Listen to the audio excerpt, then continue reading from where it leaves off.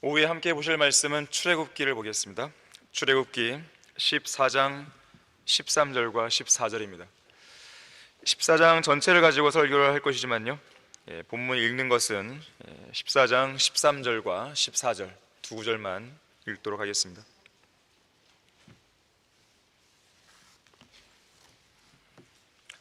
홍해를 건너는 내용이죠. 모세가 백성들에게 말하기를 너희는 두려워 말고 가만히 서서 주께서 오늘 너희에게 보여주실 주의 구원을 보라. 너희가 오늘 본 이집트인을 다시는 영원히 보지 못하리라. 주께서 너희를 위하여 싸우시리니 너희는 가만히 있을지니라 하더라. 자, 말씀을 위해 다 같이 기도하겠습니다. 감사하신 아버지 하나님, 오전에 이어 이 오후에도 좋은 예배 분위기를 조성시켜 주시고 우리의 마음에 하나님을 하나님을 향한 찬양과 감사가 풍성하게 넘쳐나게 해주셔서 감사를 드립니다. 우리의 마음밭이 찬양을 통해 잘 갈려져 있습니다. 이 시간 말씀의 씨앗이 떨어질 때에 단 하나도 허투루 떨어지는 것이 없도록 해주시고 우리 마음밭에 잘 심겨져서 풍성한 열매로 주님을 영화롭게 드릴 수 있도록 인도해 주십시오. 마귀는 말씀을 빼앗아가는 도둑입니다. 이 말씀을 우리는 빼앗기지 말아야 됩니다. 주님께서 저희들의 마음을 철저하게 보호해 주시고 주님께서 의도하신 그 목적을 우리 안에 이루어 주시길 원합니다. 우리를 성령으로 충만케 해주십시오. 이 오후 시간 피곤치 않도록 붙들어 주십시오. 주 예수 그리스도 이름으로 기도했습니다. 아멘. 본문에 있는 대로 주의 구원을 보라, 주의 구원을 보라는 제목으로 설교하겠습니다. 언제 한번 말씀드렸지만 인류의 역사는 망각의 역사입니다. 어떤 망각인가? 하나님을 잊어버린 망각의 역사예요. 악인은 지옥으로 돌려질 것이요 하나님을 잊어버린 모든 민족들도 그러리라. 민족들의 역사는 망각의 역사예요. 하나님을 잊어버린 역사입니다. 시편 50편 22절에서는요 하나님을 잊어버린 너희여 이것을 생각하라. 그렇지 아니하면 내가 너희를 잘게 찢으리니 아무도 구해낼 자가 없을 거라고 이스라엘 백성들에게 경고합니다. 한 사람 아담으로 인해서 죄가 이 땅에 들어와 전 인류를 죽음과 파멸로 이끈 이래로 지난 6천년이 흘러왔죠. 그 기간 동안 인류는 하나님을 잊고 또 잊고 계속 잊어온 것이에요. 부주의에서 잊기도 하고 또는 고의로 잊어버리기도 한 것이죠. 잊어버렸다면 다시 하나님을 찾으려고 노력해야 되는데 찾지도 않죠. 의인은 없나니 없도다, 한 사람도 없도다. 깨닫는 자도 없고 하나님을 찾는 자도 없다 그랬어요. 결국 인간은 하나님은 없다고 제멋대로 결론을 내렸습니다. 그런 어리석은 인간들의 불신과 편견, 무지와 완고함, 이것은 어디에서 시작됐냐면 태초에 하나님께서 하늘과 땅을 창조하시니라 이 말씀을 정면으로 부인하고 대적하는 데서 시작이 된 거예요. 이들이 주로 이야기하는 이야기가 있는데 증거의 부재는 곧 부재의 증거다. 하나님이 계신다는 그 증거가 없기 때문에, 눈에 보이지 않기 때문에 하나님은 없는 거야. 하나님은 부재하신 거야. 이렇게 얘기하는 거예요. 유치한 논리죠. 눈으로 직접 볼 수 있고 검증 가능한 증거가 발견되지 않는 한 하나님의 존재를 믿을 수 없다는 것이 그들의 논지인데요, 하지만 하나님께서는 그분께서 살아계시다는 증거를 인류에게 안 주신 게 아니에요. 자연 만물을 보더라도 알 수 있어요. 인간의 그 양심을 통해서도 알 수 있어요. 문제는 불충분한 증거에 있지 않고 분명하고 충분한 증거들을 보면서도 믿지 않으려는 인간들의 고집과 아집에 있는 것입니다. 영원 무궁토록 살아계시는 하나님은 그런 완고한 죄인들 향해서 이사야 40장에서 이렇게 묻고 계세요. 누가 손바닥으로 물들을 헤아렸으며 뼘으로 하늘을 재었으며 땅의 티끌을 되에 담아보았으며 큰 저울로 산들을 달아보았으며 작은 저울로 작은 산들을 달아보았겠느냐? 누가 주의 영을 재어보았으며 그의 상담자가 되어 그를 가르쳤겠느냐? 너희가 하나님을 누구에게 비길 수 있으며 또한 어떤 모습을 그분께 비교하겠느냐? 너희는 알지 못하였느냐? 너희는 듣지 못하였느냐? 태초부터 너희에게 전하지 아니하였느냐? 땅의 기초들이 설 때부터 깨닫지 못하였느냐? 너는 알지 못하였느냐? 영원하신 하나님 주 곧 땅 끝들의 창조주는 피곤치 아니하시며 곤비치 아니하신 분인 것을 너는 듣지 못하느냐? 귀가 있으면 들으라는 것이죠. 눈이 있으면 보라는 것이죠. 양심이 있으면 깨달으라는 것이죠. 아니, 양심도 있고 눈도 있고 귀도 있고 다 있는데 왜 그걸 모르냐 이거예요. 제2차 세계대전이 끝났을 무렵에 영국에서 하나님은 없다는 것을 증명하기 위한 회의가 열렸습니다. 두 강사가 강단에 올라왔어요. 첫 번째는 천문학 박사였어요. 이렇게 말했습니다. 저에게는 지구에서 가장 멀리 떨어진 별도 볼 수 있는 고성능 망원경 하나가 있습니다. 하지만 이 망원경으로 우주를 아무리 샅샅이 살펴봐도 하나님은 보이지 않았습니다. 정말로 하나님이 살아계시다면 하나님의 옷깃이라도 보여야 할 텐데 보이지가 않습니다. 하나님이 없는 게 확실합니다. 청중은 크게 환호하며 박수를 쳤습니다. 그 다음으로는 의학 박사가 강단에 서서 이렇게 말합니다. 저는 평생 동안 의학을 연구하며 살아왔습니다. 그리스도인들은 사람에게 혼이 있다고 주장하는데 저는 도무지 그걸 이해할 수 없습니다.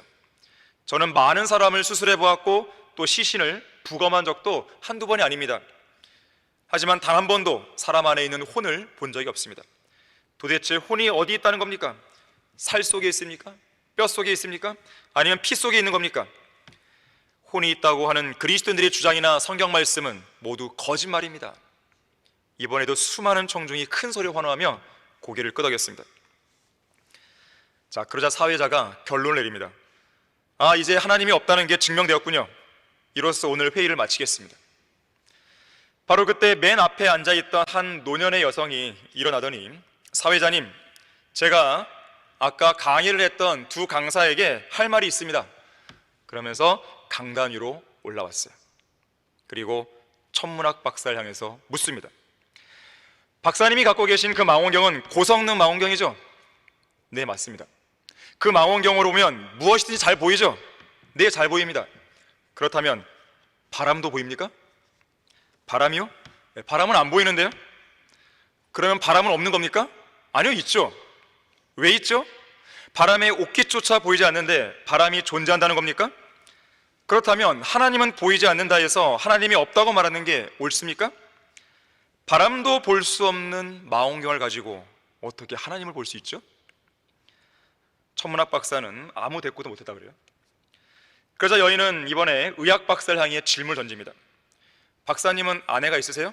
네, 있습니다. 자녀들도 있으세요? 있습니다.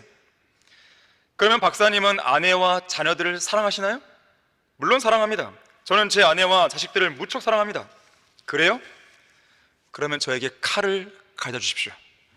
제가 박사님을 회부해서 아내와 자식을 사랑하는 그 사랑이 어디에 있는지 한번 확인해 보고 싶습니다. 도대체 그 사랑은 어디에 있죠? 살 속에 있나요? 뼈 속에 있나요? 아니면 피 속에 들어있나요? 어찌하여 알량한 지식으로 하나님의 존재에 대해 제멋대로 속단하는 거죠? 그게 과학이고 의학인가요? 그 역시 아무 말 못했습니다. 결국 이 회의는 하나님께서 살아계시다는 것을 증명하는 그런 회의가 되고 말았다 그래요. 자, 하나님의 살아계심을 의심하지 말라. 자, 첫 번째로요, 하나님의 살아계심을 부인하는 완악한 죄인들은요 미쳐 있습니다. 죄의 광기에 사로잡혀 있어요. 자, 이스라엘 백성이 대탈출을 감행하던 그날 밤 생명의 호흡을 중환하시는 하나님께서는 이집트 땅에 있는 모든 첫 태생들을 다 죽이셨죠. 왕의 보좌에 앉아있는 파라오의 첫 태생부터 감옥에 갇힌 죄수의 첫 태생까지, 심지어 이집트에 남아있던 가축들의 첫 태생까지 모두 죽이신 것입니다. 어린 양의 피로 양쪽 문 기둥과 윗 기둥에 바르지 않은 그 집안에 있는 모든 첫 태생은 다 죽여버리신 거예요. 첫 태생들을 죽이신 이 최악의 재앙은 이스라엘 백성을 보내주지 않으려는 완고하고 목이 굳은 아주 고집센 파라오와 이집트인들에게 내리신 10가지 재앙의 종지부를 찍는 마지막 재앙이었죠. 모든 첫 태생이 죽던 그날 밤은 이집트 역사상 전무후무한 통곡의 밤으로 기록되었습니다. 결국 이 끔찍한 재앙 때문에 파라오와 이집트인들은 이스라엘 백성을 재촉해서 속히 내보냈어요. 빨리 가라고. 이스라엘 백성은 모세의 인도하에 430년간의 노예 생활을 마감하고 위대한 엑소더스, 대탈출을 하게 됩니다. 자, 말이 탈출이죠. 무슨 뭐 감옥에 갇혀있던 탈옥수가 감옥을 몰래 빠져나오듯이 그런 탈출이 아니죠. 그 역사적인 밤에 이루어진 대탈출은 이집트인들이 시퍼렇게 두 눈 뜨고 보는 앞에서 공개적이고 대규모적이고 의기양양한 군대의 모습으로 힘차고 당당하게 나오는 영광스러운 탈출이었습니다. 고센 땅 라메세스를 떠나서 이집트 관문인 수콧을 통과하여 광야 끝 에담까지 백성들이 이동하게 됩니다. 그 규모를 보니까요, 수십 명 정도의 규모가 아니에요. 이 보행하는 성인 남자만 계산해 봤을 때 60만 명입니다. 그러면 짐승이나 수레에 탄 노인들이라든지 여자들, 아이들의 수를 감안하면 200만 명은 좋게 되는 거예요. 200만 명이라고 하는 어마어마한 규모가 이집트인들이 보는 앞에서 나온 것입니다. 손 하나 까딱 못한 것이죠. 하나님께서도 직접 그들의 여정에 개입하셨는데 출애굽기 13장 21절을 보니까 낮에는 구름 기둥으로 밤에는 불 기둥으로 인도하셨어요. 자, 그런데 여기서 한 가지 이상한 점 하나를 보게 됩니다.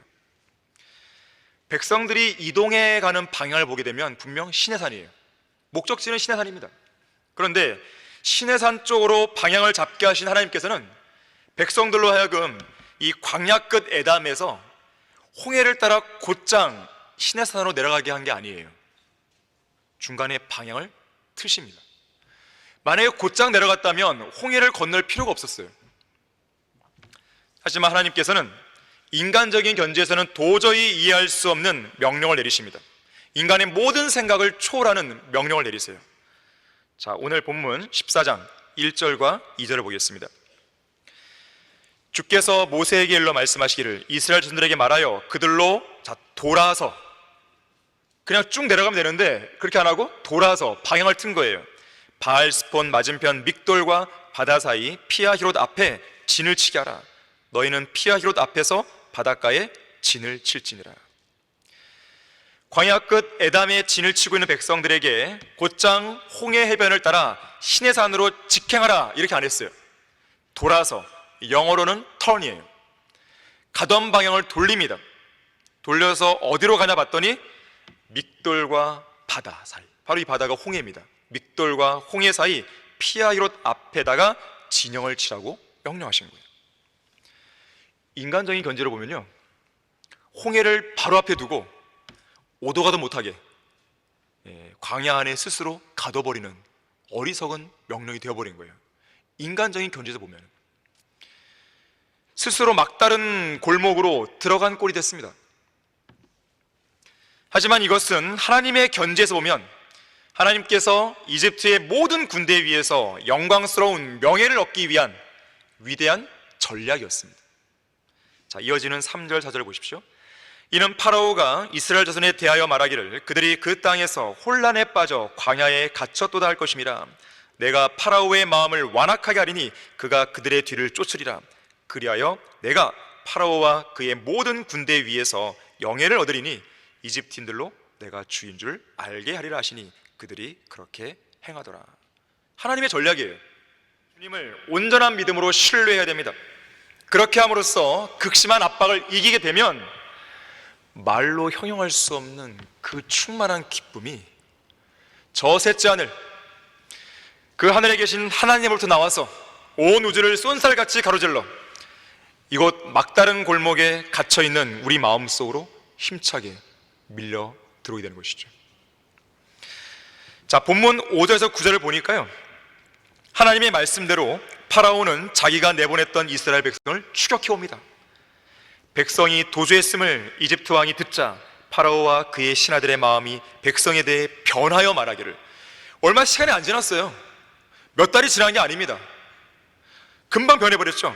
우리가 어찌 이같이 행하여 이스라엘로 우리를 섬김에서 떠나가게 하였는가 하고 그가 그의 병거를 갖추고 그의 백성을 그와 함께 데리고 가니 그가 선별한 600대의 병거들과 이집트의 모든 병거들을 거느렸으며 병거마다 대장들이 맡았더라. 주께서 이집트 왕 파라오의 마음을 완악하게 하심으로 그가 이스라엘 자손들을 뒤쫓으나 이스라엘 자손들이 의기양양하게 나갔더라. 그러나 이집트인들이 그들을 뒤쫓으니 자, 뒤쫓기 전에는 이스라엘 자손들 백성들은 어땠습니까? 의기양양했어요. 아, 이제 끝났구나. 그런데 이집트인들이 그들을 뒤쫓아옵니다. 곧 모든 말들과 파라오의 병거들과 그의 기병들과 그의 군대라 바알스폰 맞은편 피하이롯 곁 바닷가에 진을 치고 있는 그들에게 다다르니라. 파라오의 이러한 행보는 미친 짓입니다. 자, 얼마 전까지만 해도 파라오는 어땠어요? 하나님께서 내리신 재앙들 때문에 이집트가 망해가고 있는 걸 봤어요.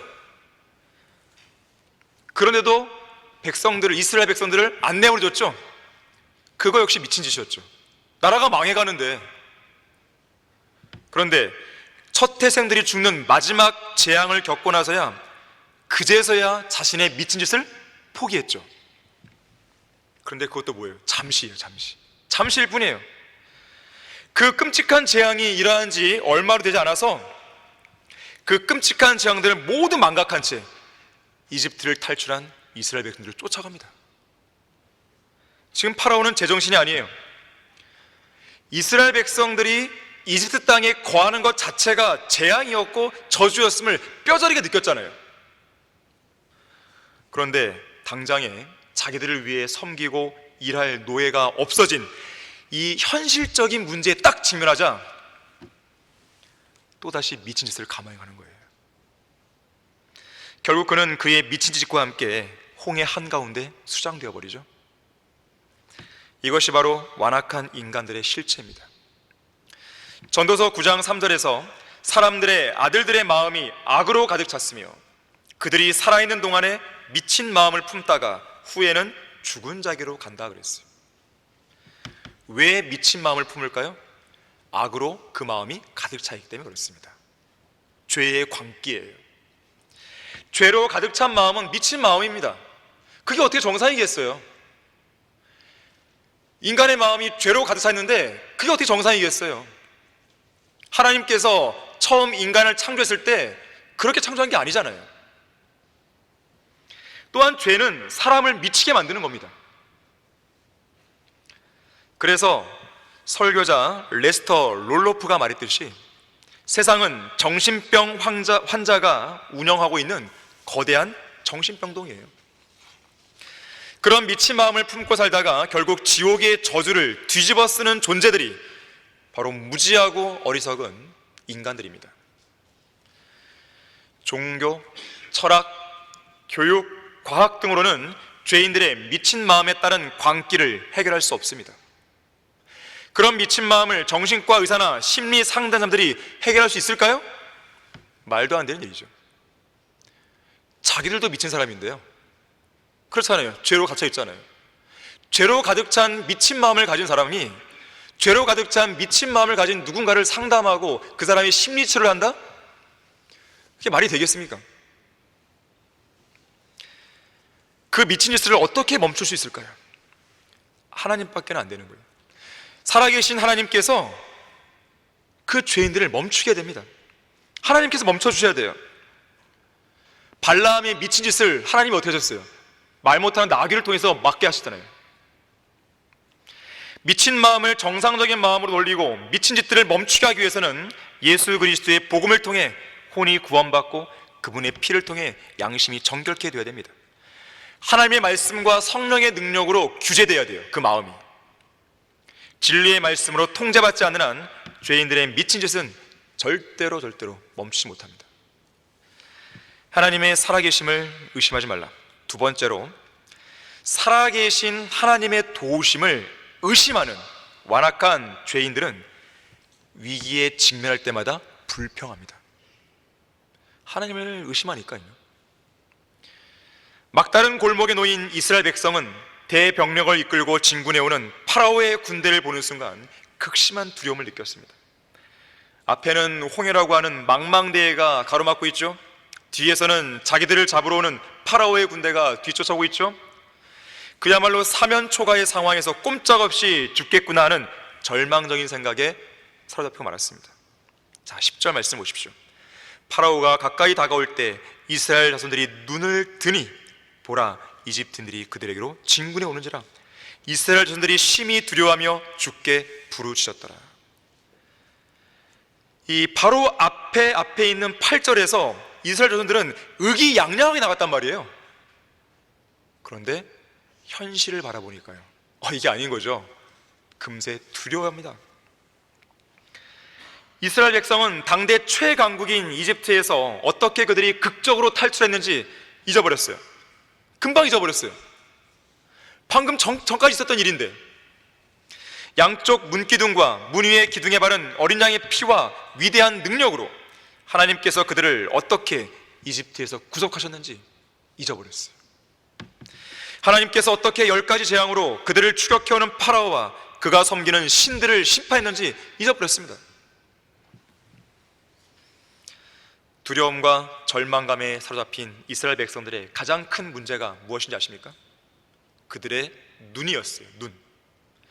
본문 10절에서 그들이 눈을 들어 그들을 도울 수 있는 전능하신 하나님을 바라본 게 아니죠. 그들을 향해 진군해오는 이집트인들을 바라봤습니다. 하나님을 바라보지 않고 현재 자신이 처한 열악한 상황이나 자신에게 닥칠지 모르는 재앙을 바라보면 하나님이 어떤 분이신가를 쉽게 잊어버리게 되어 있습니다. 그래서 두려워하는 것이고, 그래서 쉽게 포기하고 낙심하는 거예요.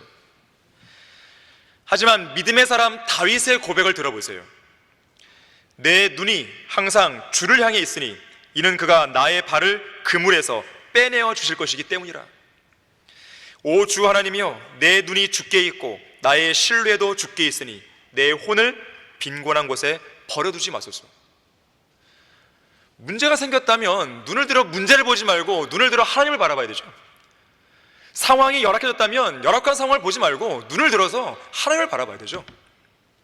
나를 이 어려움 가운데서, 이 고난 가운데서, 이 막다른 골목에서 건져낼 수 있는 주님을 바라봐야 되죠.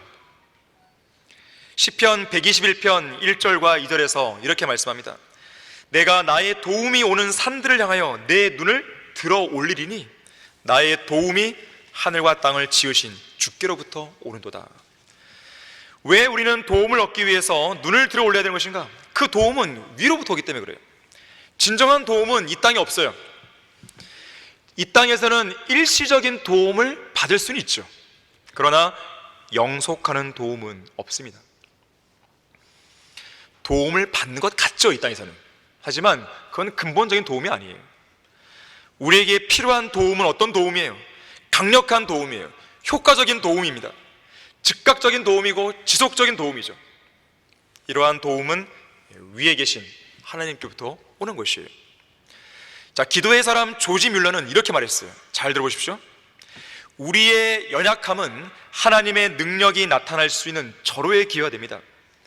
우리의 연약함이 크면 클수록 주님께서는 그분의 힘을 더욱더 드러내시기 위해서 더 가까이 우리에게 다가오십니다. 우리가 겪고 있는 가난과 궁핍이 크면 클수록 주님께서는 우리의 가장 친한 친구이심을 더 크게 부각시켜 보여주십니다. 이것은 지난 70여 년을 살아오면서 내가 직접 경험한 것들입니다. 시험이 크면 클수록, 난관이 크면 클수록 주님의 도우심은 더 가깝게 나타납니다. 때때로 저는 도저히 어떻게 해볼 수 없는 막다른 골목에 몰렸다는 느낌을 받는 경우가 있었습니다. 그러나 더 많은 기도, 더 많은 믿음, 더 많은 인내와 순종은 그 막다른 골목에서 풍성한 복을 가져다 주었습니다. 따라서 우리의 할 일은 우리들의 마음을 그분 앞에 쏟아놓는 일입니다. 그러면 주님께서 친히 원하시는 방법으로 우리를 도우실 것입니다. 찰스 스펄전도 하나님께서는 스스로 도울 수 없는 자들을 돕는다 그랬어요. 우리나라 말에는 하늘은 스스로 돕는다 그랬잖아요. 그 반대죠. 우리가 스스로 도울 수 없다고 자각했을 때 그때 움직이십니다. 내가 할 수 있어 그러면 하나님은 기다리세요.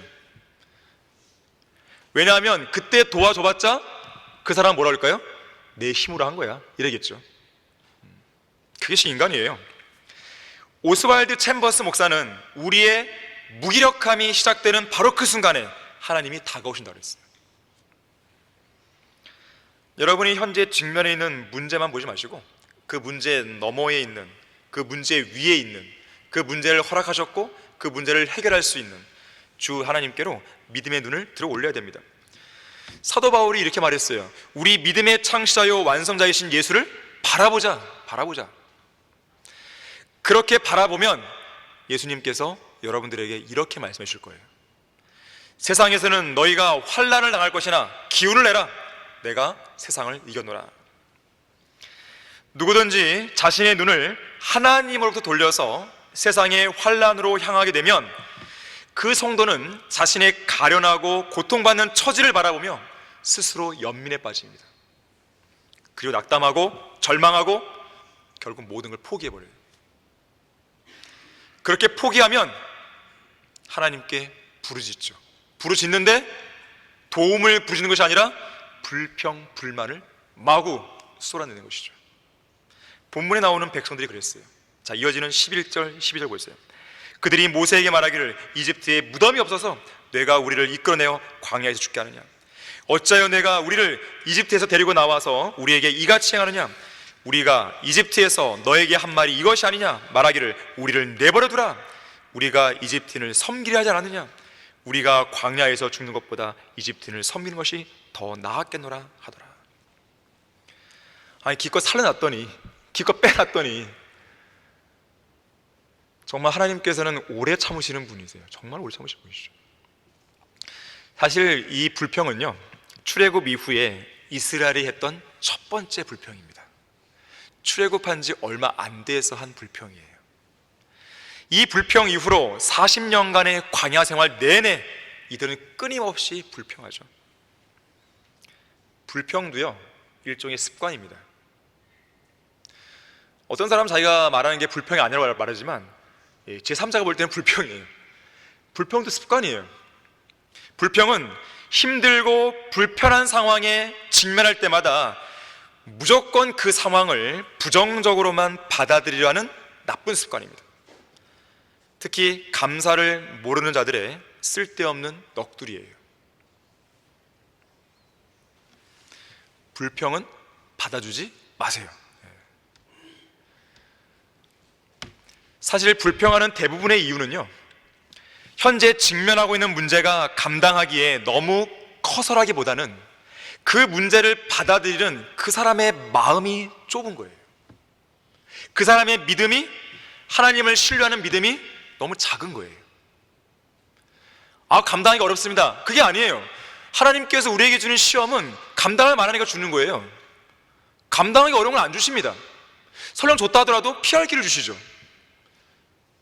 자, 문제는 감당하기 어려운 시험이 아니라 감당할 수 있는데 그 시험을, 그 막다른 골목을, 그 문제를 받아들이고자 하는 그 사람의 마음이 문제예요.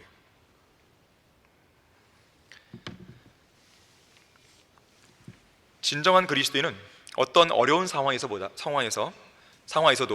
불평거리보다는 감사할 제목을 찾으려고 합니다. 불평을 쏟아놓기보다는 하나님께서 주신 복들을 세어보려고 해요. 그리고 하나님께 도움을 구하기 위해 기도의 무릎을 꿇습니다. 자, 이집트인들이 두려웠으면 어떻게 돼요? 주님 도와주십시오. 기도하면 되잖아요. 왜 불평해요? 불평할 시간에 기도를 해야죠. 또 극심한 절망 속에서도요, 안 된다고, 힘들다고, 포기하고 싶다고, 옛날로 돌아오고 싶다고 그렇게 불평하기보다는 방법을 찾기 위해서 구하고 찾고 두드리면서 하나님께 지혜를 구하죠. 그것도 안 되면 하나님께 피할 길 달라고, 보여달라고 기도하죠. 하지만 본문에서 절망감에 사로잡힌 백성들은 그들을 이집트의 속박에서 구원하신 하나님을 향해서 감사하지 못합니다. 오히려 불평하고 있어요. 낙심할 대로 낙심해버린 백성들, 이집트에서 행하신 하나님의 이적들을 다 잊어버린 거예요. 그들을 향한 하나님의 자비를 기억하지 못한 거죠. 하나님께서는 10가지 재앙을 주시면서도요, 어떤 재앙들은요 이집트인들에게만 주고 이스라엘 백성들은 구별하신 적이 있습니다. 자비잖아요. 은혜잖아요. 왜 그런 걸 잊어버리나 이거예요. 정말로 이들의 말대로 이집트의 노예로 사는 게 더 나은 걸까요? 다시 그렇게 보내볼까요? 보내보면 또 불평하겠죠. 여기서 하나님을 섬기다가 광야에서 죽는 것보다 마귀를 섬기는 게 더 나은 건가요? 개나 돼지처럼 죄짓고 살았던 지난날이 정말 좋은 겁니까? 더 나은 거예요? 어떤 설교자가 이 본문의 상황과 관련해서 이렇게 설교했습니다. 이스라엘 백성들이 지녔던 구원의 기쁨이, 구속의 기쁨이 얼마나 빠르게 사라졌는지 보라. 그들의 믿음은 뜨거운 태양 아래 잠시 피었다가 시들어버린 꽃만큼이나 금방 시들어버렸고, 그들이 지녔던 열정은 잠시 타오르다가 꺼져버리는 성냥개비와도 같도다. 그들에게 고난이 닥치자 그들은 하나님을 알게 된 것을 후회하고 있다. 그들은 하나님과 함께하는 고난보다 마귀를 섬기면서 거짓 평안을 누리길 원하고 있다. 저는 제일 신뢰하지 않는 사람이요, 냄비 근성을 가진 사람들이에요. 한창 또 확 달아오다가 확 찍어버립니다. 막 처음에는요, 막 저한테 막 와갖고 열정적으로 막 뭘 하고 막 해요. 근데 그런 사람 지금 없어요. 누군가에게 드러내보고 싶은 것이죠. 신실함이라고 하는 것은 처음부터 끝까지 일관되어야 됩니다. 제가 아까 광고 시간에 얘기했지만, 누군가에게 보이기 위한 신앙은요, 그거는 신앙이 아니에요. 그 누군가가 사라지잖아요? 그럼 그 신앙도 사라져버리는 것이에요. 우리는 하나님께서 보신다는 그 믿음 속에서 우리의 믿음을 하나씩 하나씩 쌓아 나가야 돼요. 구축해 나가야 돼요. 영국의 트렌치 감독이 쓴 시에 이런 시가 있어요. 쉽게 불평하는 사람은 자기가 가는 길이 아무리 평탄해도 그 길에 있는 작은 구덩이 하나 때문에 하나님을 원망하고 사람을 원망한다. 반면에 항상 감사하는 사람은 자기가 가는 길이 아무리 험하고 캄캄해도 그 길을 비춰주는 작은 빛 하나 때문에 하나님이 주시는 자비로운 빛이라 생각하며 감사의 기도를 올린다.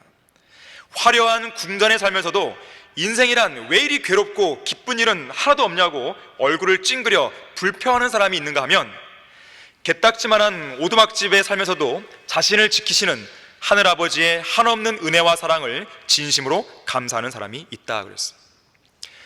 불평의 늪에서 빠져나오세요. 불평하게 되면 그 불평이 그 사람을 죽이는 겁니다. 도움이 안 돼요. 하나님을 향하는 불평, 교회를 향한 불평, 옆에 있는 지체들 향한 불평, 멈추세요. 왜 그 불평 안에서 스스로 죽어가냐 이거예요. 피폐해져가냐 이거예요. 왜 스스로 모든 기쁨들을 갉아먹냐 이거예요. 그 불평 속에서. 불행과 고통과 괴로움, 불평이 주는 불행과 고통과 괴로움 속에서 자유로워져야 됩니다. 하나님의 살아계심을 의심하지 말라. 세 번째로, 하나님은 그분의 백성들을 구원하시고 도우시는 살아계신 하나님이십니다. 자, 불평하는 200만 명의 백성들 앞에서 그들의 지도자 모세가 위대한 일을 행하실 하나님의 구원을 담대하게 선포합니다. 13절, 14절, 오늘 본문이죠. 너희는 두려워 말고, 뭐라고 명령을 잘 보세요. 두려워 말고 가만히 서서 주께서 오늘 너희에게 보여주실 주의 구원을 보라. 너희가 오늘 본 이집트인을 다시는 영원히 보지 못하리라. 주께서 너희를 위하여 싸우시리니 너희는 가만히 있을지니라. 위대한 선언이에요. 여러분이 어떤 위기와 고난에 처해 있든지, 어떤 절망적인 상황이나 위기에 놓여 있든지, 어떠한 극심한 압박에 놓여 있든지, 이 두 구절을 믿음으로 붙들어야 됩니다. 믿음으로 붙들고 하나님께 감사를 드리고 승리의 찬가를 불러야 되는 것이에요. 과연 여러분은 여러분이 믿고 섬기는 하나님에 대해서 얼마나 많이 알고 있습니까? 성경은 주는 참 하나님이시며 그는 살아계신 하나님이요 영원한 왕이시라고 말씀하는데, 여러분은 그런 하나님을 얼마나 많이 알고 있고 얼마나 많이 경험하고 있어요?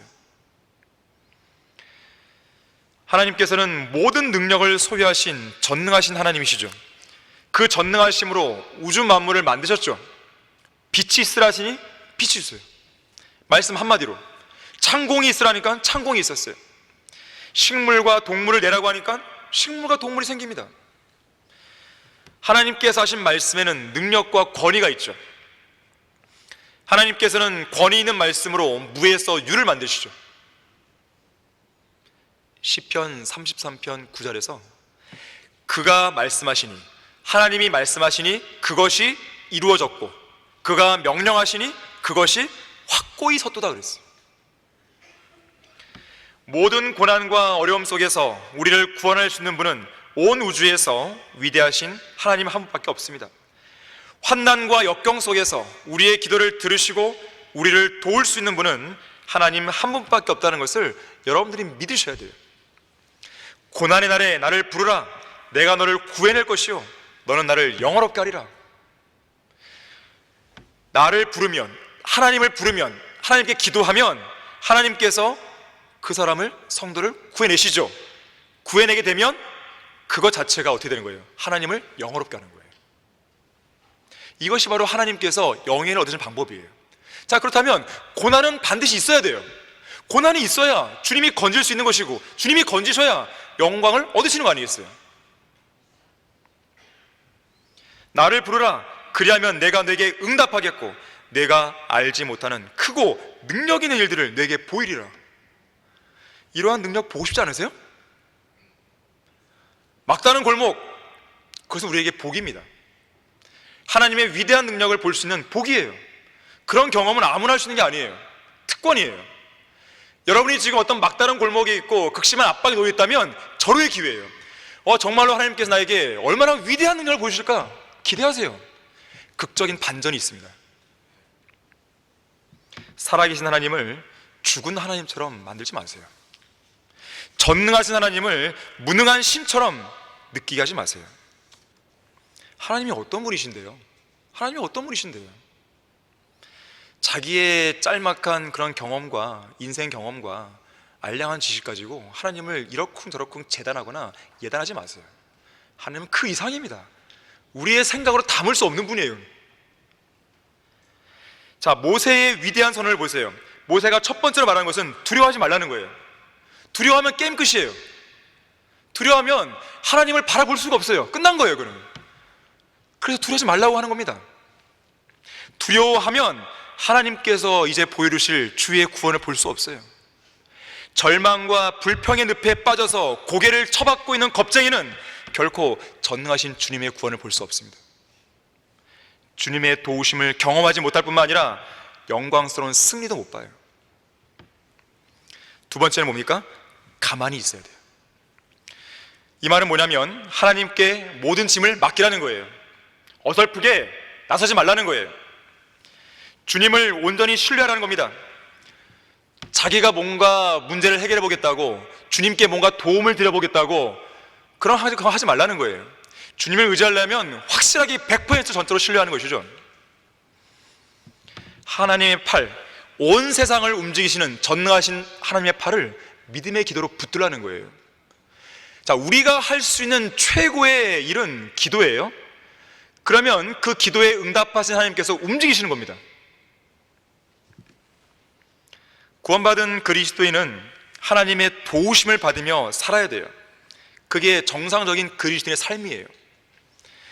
우리가 하나님께 도움을 구하기보다 사람들의 도움을 요청했다, 부끄러워야 됩니다. 하나님의 도움을 받기보다 사람들의 도움을 받은 것에 대해서 안도감을 느꼈다, 부끄러워하셔야 돼요. 그건 믿음이 아니에요. 주님을 향해 마음이 온전한 자들을 위하여 보이시는 하나님의 강하심을 우리는 목도해야 됩니다. 시편 62편 2절에서 이렇게 말씀합니다.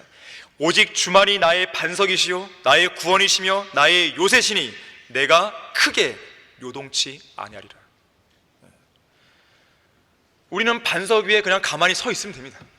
그게 우리가 할 일이에요. 자, 세 번째로 서 있어야 돼요. 가만히 있되 가만히 서 있어야 됩니다. 가만히 앉아 있으면 안 돼요.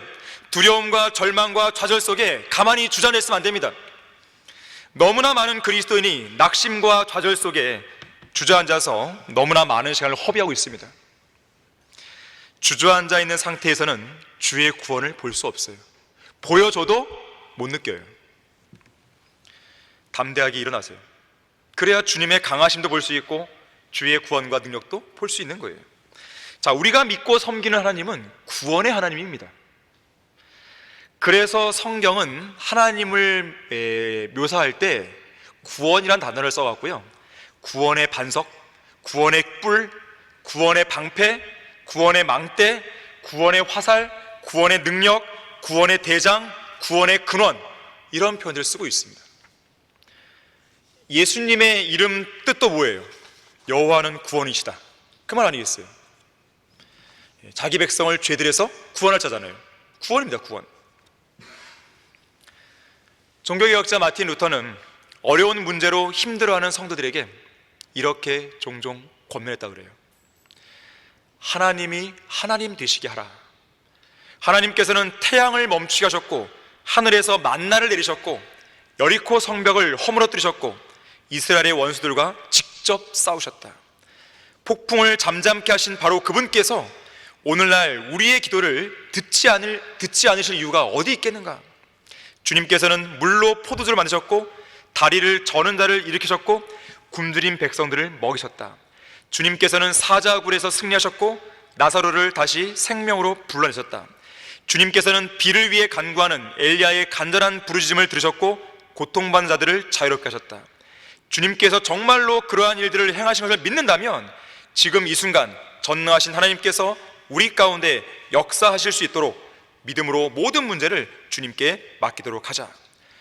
작은 다윗에게 거인 골리앗의 머리를 주셨고 또 한마디 말씀만으로 마귀를 내쫓으신 주님께서는 지금 우리를 위해서 그런 위대한 능력을 행하실 수 있음을 잊지 말길 바란다 그랬어요. 결론적으로요, 모세가 하나님의 명령대로 막대기를 들었습니다. 그리고 손을 바다 위로 뻗쳤어요. 강한 동풍이 불어왔고 바다가 뒤로 물러났습니다. 바다 한가운데 길이 갈라져서 마른 땅이 생겼어요. 마른 땅입니다. 질퍽질퍽한 땅이 아니에요. 물 한 방울조차 없는 땅이에요. 기적이죠, 기적. 아무리 물을 걷어내도 질퍽질퍽 하잖아요. 그런데 분명히 성경은 마른 땅 그랬어요. 그 마른 땅으로, 그리고 양쪽에는 커다란 엄청난 물벽이 형성된 상황에서 이스라엘 백성들은 통과해 간 거예요. 만일 백성들이 양쪽에 있는 그 엄청난 큰 물벽을 보면서요 두려워했다면 어땠을까요? 발을 못 내딛죠. 번지점프 혹시 해보셨습니까? 저는 뭐 안 해봤지만은 한 발짝 내딛기가 어렵다면서요. 뭐 줄이 있으니까 뭐 괜찮겠지 안심을 줘도 못 뛰어내리죠. 이스라엘 백성들이 홍해가 갈랐을 때 쉽게 발을 내딛었을 거라고 생각하지 마세요. 그것도 믿음이 필요한 겁니다. 아니 옆에 있는 물벽이 언제 넘을지 모르는데 의심하게 되면요 못 갑니다. 다리가 후들거려갖고요 못 가요. 거의 못 지나가요. 언제 물지 모르는데 믿음이 있었던 것이에요. 하나님의 능력을 기대한 것이죠. 모세의 그 위대한 선언을 따라간 것이에요. 그랬더니 주의 구원을 보는 것이죠. 한편 마음이 완악해진 파라오와 그의 군대들도 한번 해보는 거죠. 들어옵니다. 23절에서 바다 중간까지 들어옵니다. 이들은 처음에는 의심했다가 중간까지 와보니까 되네 했겠죠. 하나님의 전략입니다. 모세가 다시 바다 위로 손을 뻗치자 커다란 물벽을 형성하고 있던 물이 파라오와 그의 모든 군대를 덮쳐버립니다. 위에 크게 서 있던 물벽이요 한 번에 내리쳐버린 거예요. 두개골을 깨트릴 만한 힘입니다. 그거는 파라오의 병거가 기병들이 완전히 몰살되는 장면이에요. 파라오도 죽었을까요? 죽었습니다. 그런데 이 십계라고 하는 그 영화에는요 파라오가 사는 걸 나와요. 람세스 2세로 나오거든요. 람세스 2세의 그 미라가 이집트 박물관에 있어요. 여기서의 파라오의 시체는 못 찾습니다. 찾았다 하더라도 익사체로 찾았겠죠. 그거는 연대가 잘못된 거예요. 잘못 짚은 겁니다. 성경에 의하면 파라오와 그의 군대를 완전히 몰살시켰어요. 아까 하나님께서 뭐라 하셨습니까? 너희가 오늘 본 이집트인을 다시는 영원히 보지 못하는 거죠. 이들은 그렇게 수장됨과 동시에 지옥으로 다 떨어져 버린 것이죠. 다 죽은 것이에요. 완전 몰살입니다. 자, 이 위대한 구원의 역사를 목격한 이스라엘 백성들 31절에서 하나님을 두려워합니다. 그리고 주님과 그의 종 모세를 믿게 되었다 그래요. 여기까지만 됐으면 얼마나 좋을까요? 그러나 이들의 생애는 그렇지가 않아요. 또 불평하죠. 또 불신하죠. 자, 나그네와 같고 순례자 같은 삶을 살아가는 그리스도인들에게 주님의 구원하심과 주님의 강하심을 보는 것만큼 힘과 위로가 되고 생명력이 넘치는 일도 없습니다. 누구나 그러한 삶이 지속되기를 바랄 것이에요. 죄의 유혹으로부터, 날마다 밀려오는 고난과 역경과 걱정과 근심과 고민거리로부터, 여러 가지 핍박과 영적인 전쟁으로부터, 그 모든 위기의 순간으로부터 하나님의 구원하심과 그분의 강하심을 경험하는 것, 이거는 그리스도인들만이 누릴 수 있는 위대한 특권이고 위대한 경험입니다. 그리고 이러한 주님의 구원은요, 휴거와 재림으로 절정에 달할 것이에요. 대탈출, 우리도 대탈출을 기다리고 있어요. 바로 휴거죠, 휴거. 우리 그리스도인은 휴거되는 날 사망의 몸에서 우리를 건져내 주시는 주님의 구원을 볼 것입니다. 죄의 임재로부터 건져내시는 주님의 구원을 볼 것이에요. 하지만 거기서 끝나는 게 아니죠. 우리는 희고 정결한 세마포를 입고 전열을 갖춘 군대로서 재림하시는 예수 그리스도의 뒤를 따라 이 땅에 내려올 때 아마겟돈 전쟁에서 주님의 구원하심과 심판과 통치하심에 우리는 동참하게 되는 것입니다. 그리고 우리는 영광스러운 재림의 그날에 주님께서 보여주신 강력한 능력과 그분의 구원하심을 영원히 감사하고 찬양할 것이에요. 여러분, 성경에서 할렐루야라고 음역되어 있는 이 단어가 어디에 몰리는지 아십니까? 요한계시록 19장이에요. 요한계시록 19장이 어떤 장입니까? 예수 그리스도의 재림입니다. 위대한 구원과 위대한 승리를 보여주는 바로 그 장에서 할렐루야가 막 터져 나오는 것이에요. 여러분 모두가 다 위기의 순간에 초조해하거나 두려워하거나 놀라지 말고 오직 하나님만을 바라보고 신뢰하는 성도가 되기를 바라는 것이에요. 가만히 서서 주님의 구원하심과 주님의 강하심을 목도한 그 모든 증거들로 인해서 하나님께 찬양과 감사를 돌리는 여러분 모두가 되기를 바라겠습니다. 자, 기도하겠습니다. 감사하신 하나님 아버지, 예수 그리스도의 보혈을 통해서 우리에게 위대한 구원을 허락해 주시고 또 우리의 매일의 삶 가운데서 막다른 골목과 극심한 압박과 고통 속에서 우리를 건져주시는 위대한 구원을 우리로 하여금 경험하게 해주셔서 감사드립니다.